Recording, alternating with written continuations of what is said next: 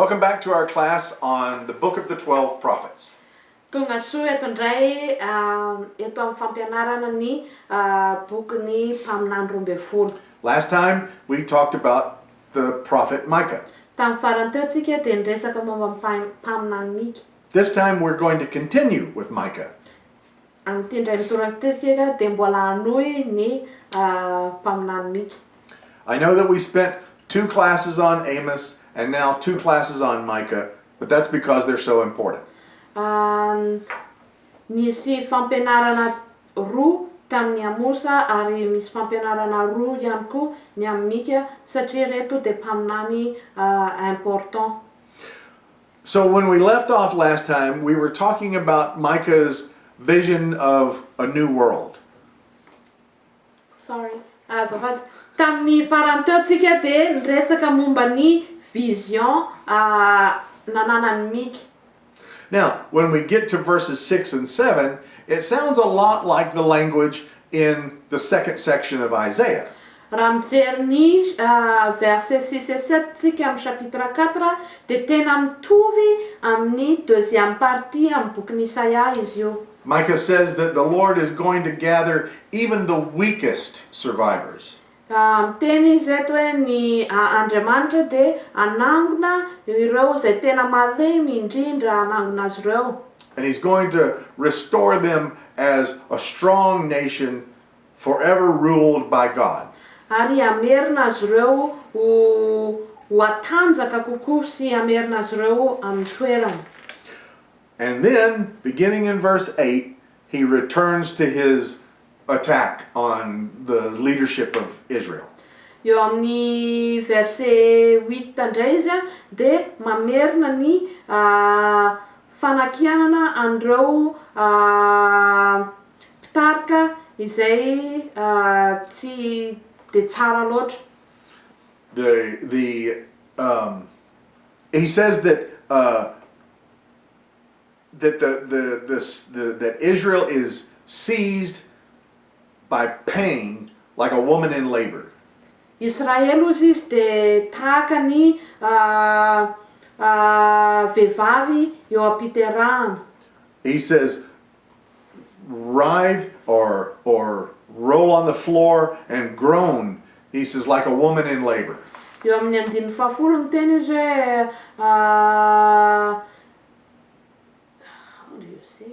hoe tahaka ny olona vehivavy iteraka izay tena mihetsiketsaka sy marary zany. Because he says, you're going to be taken away from the city. Ianareo izy dia ohatr'izay ihany koa alana teto amin'ity tanàna ity, hiala hivoaka an'ity tanàna ity. You're going into exile and the nations will mock you.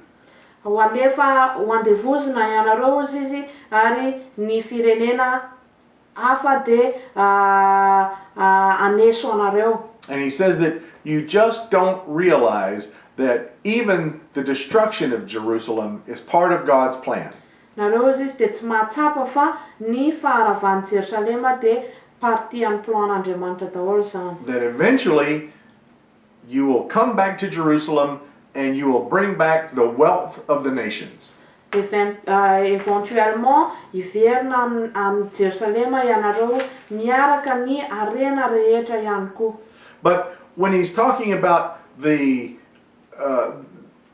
woman in childbirth, he's not talking about a specific child being born. Rehefa manambara izy hoe tahaka ny vehivavy eo am-piterahana tsy manambara izy akory ny hoe zaza inona no teraka amin'izany. And sometimes as Christians we read that and we think, oh, it must be talking about the birth of Jesus, the Messiah. Tsika rehefa mamaky an'le izy dia tonga dia mieritreritra hoe ito zaza ity angamba zany mety ny fahaterahan'ny Mesia. But when Hebrew literature is talking about a woman in labor, it's never talking about a specific child being born. Fa amin'ny literatura hebreo rehefa milaza zareo vehivavy eo am-piterahana tsy manambara akory izy hoe iza zany, tsy eo andohany mihitsy zany hoe iza zany zaza ho teraka zany. He's talking about a quick and sudden pain that stops you where you stand. Fa kosa lay fanaintainana sy marary ateraky le hoe ho teraka eo am-piterahana. Le procédure zany no resahany fa tsy de le hoe zaza inona io. And this is the same image that's used throughout the prophets and even in the book of Revelation. Ito image na vehivavy miteraka ty de miasa amin'ny literatura hafa ihany koa hatrany amin'ny bokin'ny Apocalypse. So we have to be careful, very careful, about saying this image means this thing. Ka isika zany ilaina mitandrina ny amin'ny fampiasana hoe fanaovana interprétation hoe ty image ty de midika izao. The point of the childbirth image is the pain, not the birth. Fa ny but an'ilay image hoe vehivavy miteraka de le hoe fanaintainana fa tsy lay zaza akory. Tsy momba ny zaza fa momba n'ilay fanaintainana. Micah chapter 5, verses 1 through 5, is talking about the situation of Jerusalem and its king. Ny chapitre 5 andiny voalohany ka hatramin'ny fahadimy de momba ny situation any the situation of Jerusalem and its king. Situation an Jerusalema sy ny mpanjakany. The city is under siege and the ruler is disgraced. Ny cité de sous siège ary ny And the ruler is disgraced. Ary afabaraka ny mpitondra. Now, it may be that verse 1 is talking about the Babylonians. Mety miresaka momba ny Babiloniana ny andiny voalohany. But it still may be talking about the Assyrians under Sennacherib. Fa mety koa miresaka ny Assyriana teo amin'ny fihezan'ny Sennacherib koa. When we look at verses 2 through 5, it's looking beyond the time of the siege of Jerusalem. Fa raha jerena ny andin'ny faharoa ka hatramin'ny fahadimy de mijery akoatran'ny siège mihitsy tsika eto. And it's looking forward to a time when there will be a peaceable ruler over Israel. Miresaka momba ny mpitondra izay mitondra fiadanana ny resahany eto. Hoe ho avy izay fotoana izay. In verse 3, it talks about this king who will bring the people back to Israel. Eo amin'ny verset fahatelo amin'ny toko fahadimy de miresaka momba ny mpanjaka izay ampiverina ny fanjakana, ampiverina ny vahoaka amin'ny fanjakana indray. And once again, a lot of people want to say this is talking about Jesus. Ary encore une fois ny olona eto de mieritreritra hoe momba ny Jesosy ity.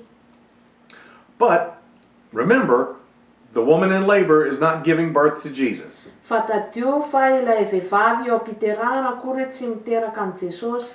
It's talking about a nation who is suffering psychological and physical trauma. Fa kosa miresaka ny momba ny firenena izay misofra émotionnellement sy nation that suffers emotionally And emotional and physical trauma. trauma olona mijaly zany fa le image. And so it says then that there is a promised king who will bring the people back. Manambara ihany koa izy ny amin'ny teny fampanantenana fa isy mpanjaka izay ampiverina amin'izy ireo amin'ny firenena indray. It says that this king will have the strength of the Lord.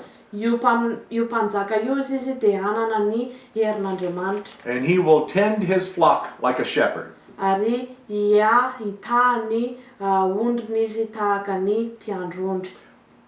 And it's easy to think of that as being Jesus. Ary mora ny mieritreritra fa hoe Jesosy zany. But what if they're talking about the Persian king Cyrus? Fa ahoana raha ohatra ka hoe raha toka ilay mpanjaka Sirius, mpanjakan'ny Persianina Sirius ny resahana eto. Cyrus has been called, was the first one to be called a righteous Gentile by the Jewish nation. Sirius dia mpanjaka voalohany izay nantsoina ho mpanjaka tsara nantsony jiosy amin'ny hoe mpanjaka gentilisa zany amin'ny mpanjaka gentilisa rehetra. Sirius dia nantsony jiosy hoe mpanjaka tsara. Let's talk for a minute about Cyrus. Ndao aritsika iresaka vetivety momba ny Sirius. Remember, in the 700s, you had the Assyrians. Tadio fa tamin'ny taona 700 resaka momba ny Sirius tsika. Around the year 600 BC, you have the Babylonians. Dia tamin'ny taona 600 resaka momba ny Babylonianina. In 587 BC, Jerusalem is destroyed by the Babylonians. 587 BC ravan'ny Babylonianina Jerusalem. The Babylonians are also called the Chaldeans. Babylonianina koa dia antsoina hoe Chaldeanina. And Nebuchadnezzar takes the people from Jerusalem off into exile. Nebukadnezara dia naka ny Israely avy amin'ny Jerusalema ho entina ao amin'ny fahababona. And they'll stay there for probably 2 or 3 generations. Ary mijanona any amin'ny fahababona any zareo mandritry ny 2 na 3 génération. But then comes Cyrus, who is the king of the Persians. Dia tany i mpanjaka Sirusy, mpanjakan'ny Persianina. About the year 555 BC, Cyrus begins expanding the Persian kingdom. Manomboka taona 555 BC dia nanomboka nanitatra ny fanjakana Persianina i Sirus. He will conquer the city of Ecbatana, which was once the capital of the Mede Empire. He will capture the city of Ecbatana. Captureny raisiny aloha zany ny cité-any Ecbatana. Was once the capital of the Mede Empire. Izay capitalany Medes? M-E-D-E-S? Medes. Capitalna Medes. Yep. Then he will actually conquer the city of Babylon. Ary ho raisiny ihany koa ny firenena Babylonianina. And he will conquer all of the Babylonian Empire. Ary ho raisiny daholo ny firenena ray manontolo amin'ny Babylone. He will conquer Egypt. Ho azo ny Egypta. He will conquer Syria and Asia Minor. Asie Mineure. He will have the largest empire before Alexander. Anana ny nation lehibe indrindra izy avoan'ny before Alexander the Great. Avoan'ny Alexandre le Grand. Yep. He will then let the Jewish people go home. Avelany miverina ny Jiosy andeha hiverina any amin'ny taniny. In fact, he makes a sacrifice to Yahweh. En effet, manao sakrifisa manao fisoronana sakrifisa ho an'i Jehovah izy. And the first group of Hebrews is allowed to go home. Ary ny andiany voalohany amin'ny Hebreo dia nahazo alalana miverina mody. He was a Gentile. Gentilisa izy. He was a great king. Mpanjaka tsara izy. And he brought the people home. Ary nentiny nody ny vahoaka. Like I said, the Jewish nation will call Cyrus the first righteous Gentile. Tahaka ny efa nanambarako teo aloha teo, i mpanjaka Siriusy de mpanjaka voalohany amin'ny gentilisa izay raisin'ny Jiosy ho mpanjaka tsara. And so many of the prophets will rejoice over Cyrus. Betsaka ny mpaminany izay faly amin'ny mpanjaka Siriusy. In Isaiah, remember, there's the famous line, "Arise, shine, for your light has come." Raha tadidinareo amin'ny Isaia misy verset izay miteny hoe mitsangana mihazava fa efa tonga ny fahazavanao. That section, chapter 60 of Isaiah, is referring to this brand new thing that's happened, and people will be able to go home. Izany verset zany izay ao amin'ny chapitre 60 amin'ny Isaia de manambara ny hoe fiverenan'ny vahoaka mody zany. They're talking about Cyrus. Miresaka momba ny Sirius izy amin'iny. Cyrus is a character that isn't named very often, but he's behind so much of the prophets. Tsy voalaza anarana matetika akory i mpanjaka Siriusy fa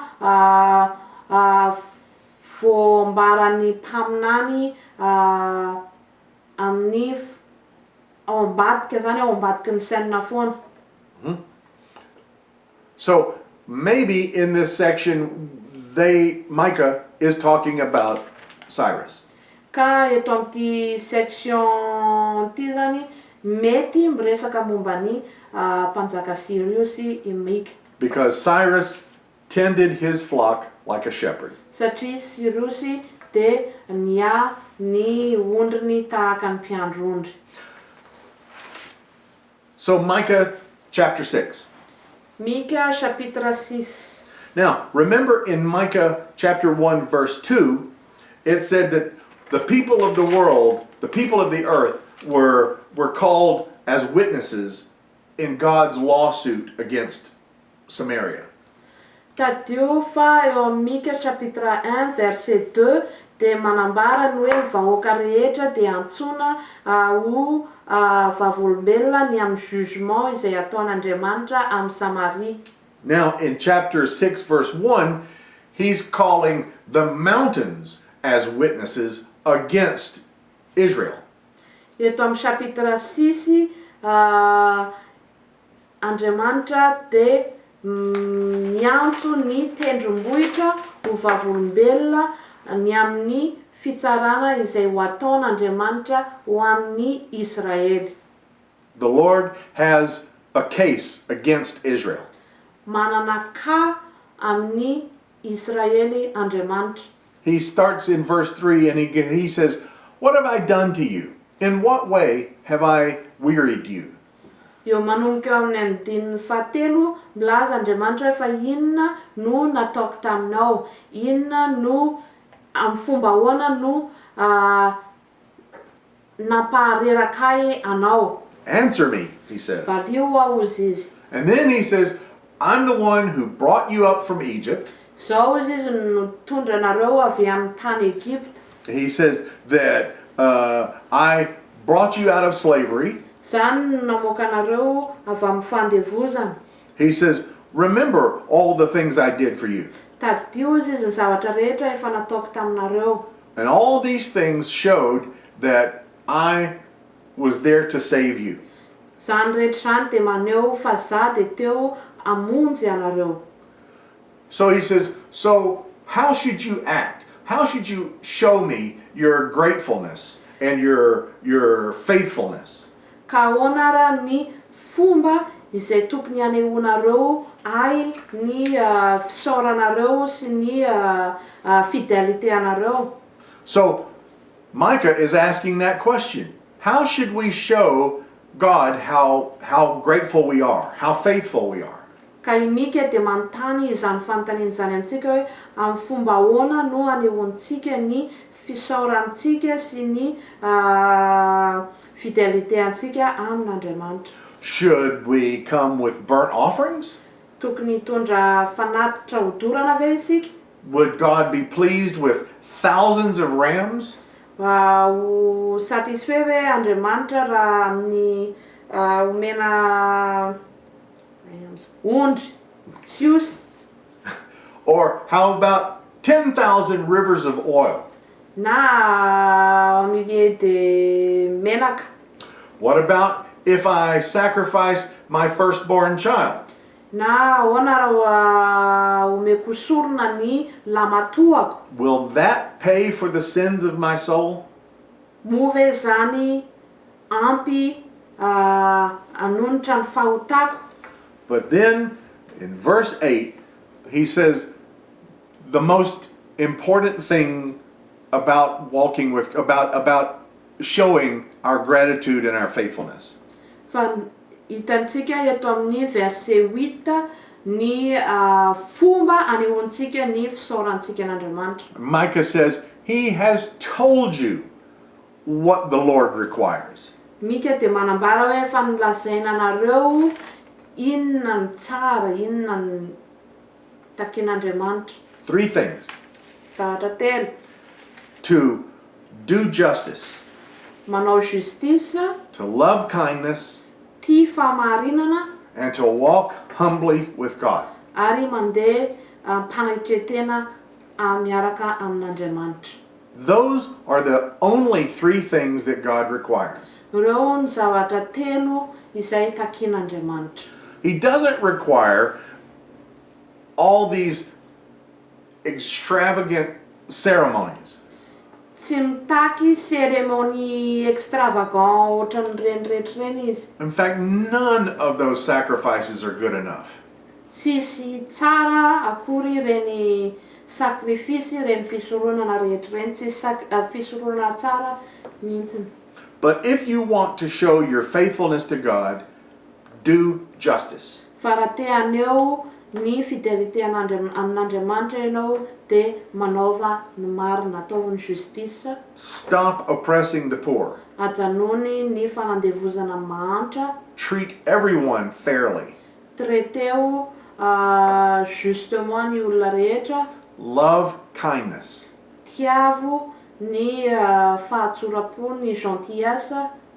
Kindness is one of the most important words in our lives. Gentillesse anisan'ny zavatra important eo amin'ny fiainantsika. It is so easy to be kind. Tena mora ny maneho gentillesse. But our ego gets in the way. Fa ny ego antsika, ny inona ray zany ego amin'ny teny gasy, ny avinavitsika no lasa barrière. Because kindness asks a different question. Satria ny gentillesse dia manontany fanontaniana hafa. Kindness doesn't ask, what do I need? Ny gentillesse dia tsy manontany hoe inona ny tadiaviko. Kindness asks, what do you need? Fa ny gentillesse kosa dia miteny hoe inona ny tadiavinao. And if we do justice, and if we are kind, then we can do the third thing and walk humbly with our God. Ka rehefa manao justice tsika, rehefa maneho gentillesse, dia afaka mandeha amin'ny fomba manetri-tena miaraka amin'Andriamanitra. And if you don't do these 3 things, Micah says, nothing else you do is good. Ka rehefa tsy manao an'ireo zavatra telo ireo isika hozy izy Mika, dia if we don't do those 3 things, then nothing else is sufficient.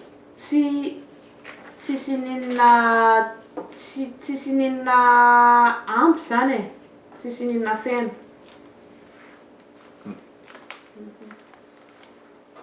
We'll be right back. Rehefa avy eo indray ary.